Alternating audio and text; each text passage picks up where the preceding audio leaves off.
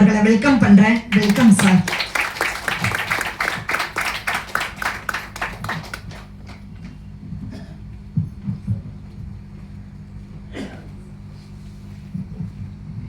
எல்லோருக்கும் உற்சாகமான ஒரு இரவு வணக்கம், மாலை வணக்கம். நம்ம எனர்ஜியை ஏத்திக்கிறதுக்காக ஒரு பலத்தை கைதட்டு கொடுத்துடலாம். Super super. அதாவது நல்ல விஷயங்கள் எல்லாமே குறைவாத்தான் நடக்கும், கெட்ட விஷயங்கள் எல்லாமே வேகமா பரவும். ஆனா நல்ல விஷயத்தை பரப்புன்னு தான் உயிருக்கு மேலாக கருதி இந்த தமிழ்நாட்டில் தன்னுடைய அதிக முயற்சியை, அதிக நேரத்தை, இரவு பகல் எந்நேரமும், எந்நேரம் கூப்பிட்டாலும் நைட் 1 மணி 2 மணி எந்நேரம் கூப்பிட்டாலும் அந்நேரத்திலையும் ஒருத்தருக்கு சர்வீஸ்க்கு கொடுக்கக்கூடிய இந்த குருநாதன் சொல்லக்கூடிய, அதை விட ஒரு நல்ல மனிதர்னு தான் சொல்லணும்.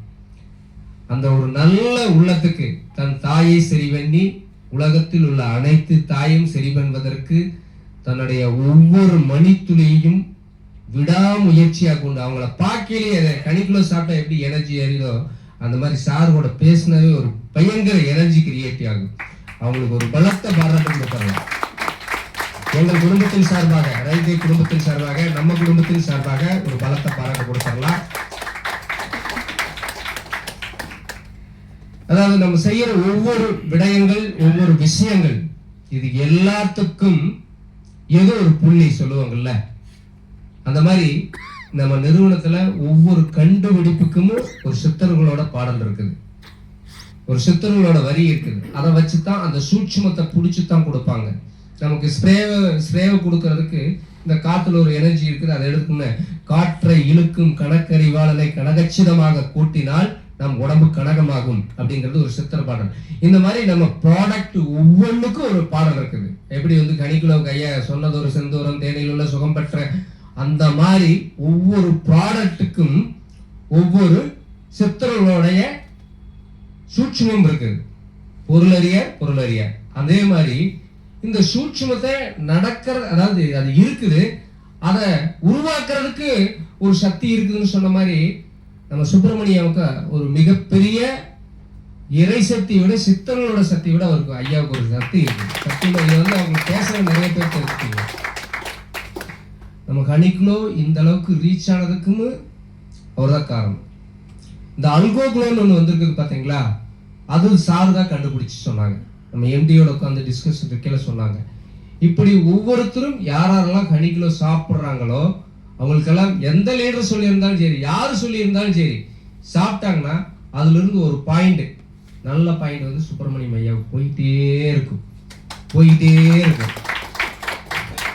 அதனாலதான் இதுவரைக்கும் நம்ம சித்தரையா இதுவரைக்கும் யார் வீட்டுக்கும் போனது கிடையாது. நம்மளுடைய சுப்பிரமணியம் ஐயா வீட்டுக்கு மட்டும் 5 தடவை போயிட்டாங்க.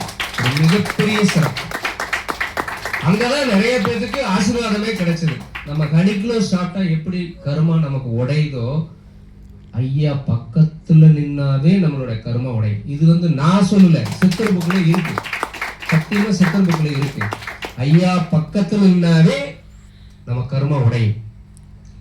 அப்ப எத்தனை பேர் அந்த 5 தடவையும் போய் நம்ம சுப்பிரமணிய ஐயா வீட்டுல போய் சித்தர் ஐயா கிட்ட ஆசீர்வாதம் வாங்கினாங்களோ, அவங்களுக்கு பார்வை கிடைச்சதோ, அதுல இருந்து ஒரு பாயிண்ட் சேர்ந்துகிட்டே இருக்கும். இப்படித்தான் நிறைய புண்ணியங்களை, நிறைய விஷயங்களை சொன்னதுனாலதான் அவர் 7 தலைமுறைக்கு முன்னாடி அவர் என்னவா இருந்தாரு, ஒவ்வொரு பிரவிலும் என்னவா இருந்தாருன்னு சொல்லக்கூடிய மிகப்பெரிய ஒரு தெய்வீக ஆற்றல் ஐயாவுக்கு உண்டு. அது மட்டும் இல்ல, வக்கீல எந்த ஒரு தொழில உள்நோக்கு கீழே வக்கீலா இருக்கையிலுமே நம்மளுடைய போஸ்ட் மாஸ்டர் பண்ணி நம்ம ஒவ்வொரு உறுப்பையும் எடுத்து காட்டுவாங்க பாத்தீங்களா.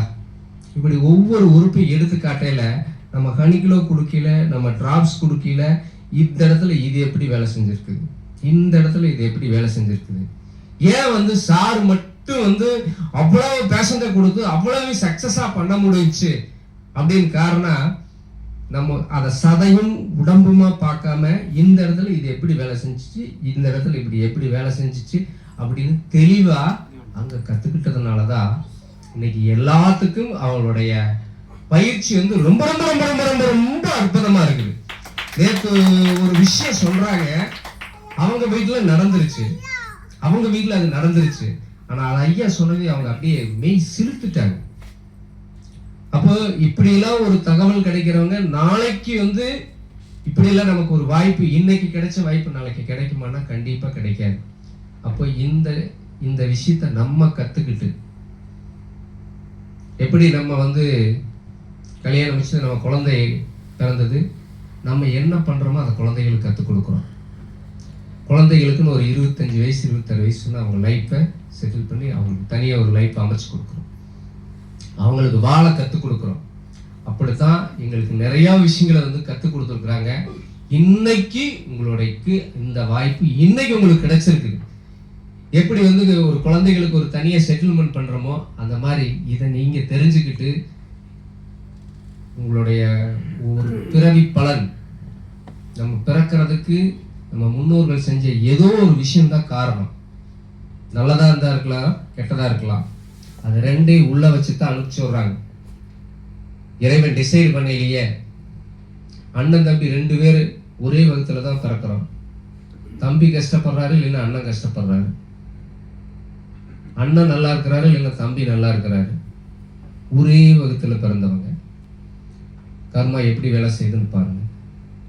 இது எல்லாம் போக்கக்கூடிய சூட்சமும் ரொம்ப ரொம்ப ரொம்ப ரொம்ப ரொம்ப ரொம்ப சிம்பிளா தேன் எடுத்து சாப்பிட்டா போயிடும் அப்படின்னா நம்பத்தான் முடியாது. ஆனா இன்னைக்கு எல்லாத்தையும் நம்ப வச்சு உண்மையா ஆதாரமா எடுத்து நமக்கு எளிய வடிவில புரிய வச்சிருக்கிறாங்க. இதை புரிய வச்சதை நம்ம எடுத்து சாப்பிட்றதுக்காக மட்டும் இதை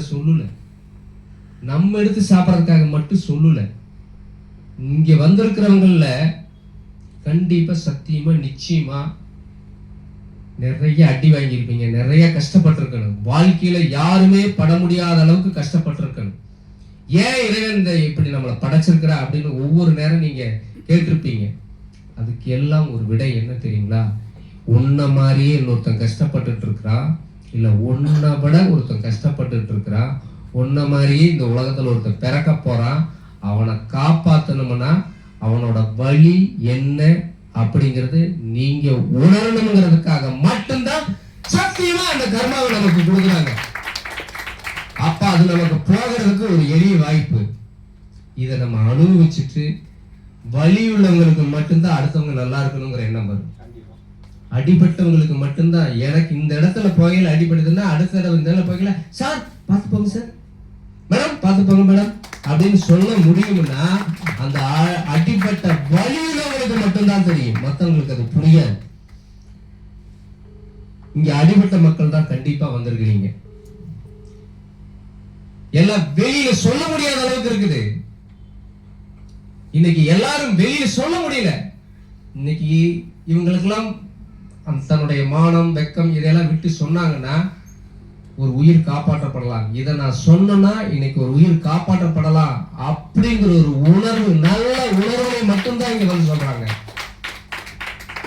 தன்னால வந்து அழுகையை கண்ட்ரோல் பண்ண முடியாம சொல்றாங்கன்னா, வாசுதேவன் சாரு அவங்க வீட்டுல அவங்க ஒய்ஃபு அவங்க சன்னை பார்க்க போகையில நான் நிறைய பேர்த்த சந்திரிச்சுக்கையில பார்க்கலாம் யோசிக்கலாம்னு தான் சொல்லுவாங்க. அவர் சொன்ன 2வது நாள் ஆர்டர் போட்டாரு. எப்படி ஆர்டர் போட்டார் தெரியுமா? ஆமினி மேல அந்த ஆமினியோட பாஸ்புக்கை வித்துதான் வச்சுதான் ஆர்டர் போட்டார். நான் கொடுத்த அந்த போட்டாவை இன்னும் வீட்டுல வச்சிருக்கேன். இன்ன வரைக்கும் தொடர்ந்து எடுத்துக்கிட்டே தான் இருக்கிறார், விடாம எடுத்திருக்கிறார். நிறைய உயிர்களை காப்பாத்திருக்கிறார். பணம் சம்பாதிக்கிறதுக்கு வேற வழி இல்லையா? நிறைய இருக்கு. ஆனா இது புண்ணியத்தின் பங்கு, 7 தலைமுறைக்கும் வரக்கூடிய புண்ணியத்தின் பங்கு. இந்த புண்ணியத்துக்கு தான் உங்களை எல்லாத்தையும் கூப்பிடுறோம். நீங்க நிறைய MLM மீட்டிங் எத்தனையோ இதுகளை பார்த்துருக்கலாம். ப்ராடக்டை முன்னாடி வச்சுட்டு உங்களை கிட்ட வந்து இதை வித்தரணுங்கிற எண்ணத்துல மட்டும்தான் பேசுவாங்க. இது எப்படியாவது போறதுக்குள்ள உங்க தலையில கட்டிடணும் அந்த மைண்டில் மட்டும் வச்சுதான் சத்தியமா பேசுவாங்க. நாங்க சொல்றது உங்களுக்கு உங்களுடைய குலதெய்வம் அல்லது இஷ்ட தெய்வம் இறைவனோட அனுகிரகம் பரிபூர்ணமா இருக்கணும், இருந்தா மட்டும்தான் போகும். அந்த வாய்ப்பை கொடுக்கணும்னு தான் நாங்க ஒவ்வொரு நாளும் எந்திரிக்கல வேண்டுறோம். ஒவ்வொரு நாளும் எந்திரிக்கல யாராருக்கெல்லாம் இந்த இறை வாய்ப்பை இன்னைக்கு இறைவன் கொடுக்கிறாரோ அவங்களை எல்லாம் எங்க கண்ணுல காட்டுங்க அப்படின்னு தான் நாங்க எல்லாரும் வேண்டிட்டு இருக்கிறோம். நம்ம எல்லாரும் சேர்ந்துதான் நம்ம முன்னோர்கள் கொடுத்த பொக்கிஷத்தை நம்ம எல்லாரும் தான் அழிச்சோம். அப்ப நீ அதை காப்பாற்ற வேண்டிய பொறுப்பு நம்ம எல்லாத்துக்கிட்ட மட்டும்தான் இருக்கு. அதை நம்ம எல்லாரும் சேர்ந்துதான் பண்ணணும்.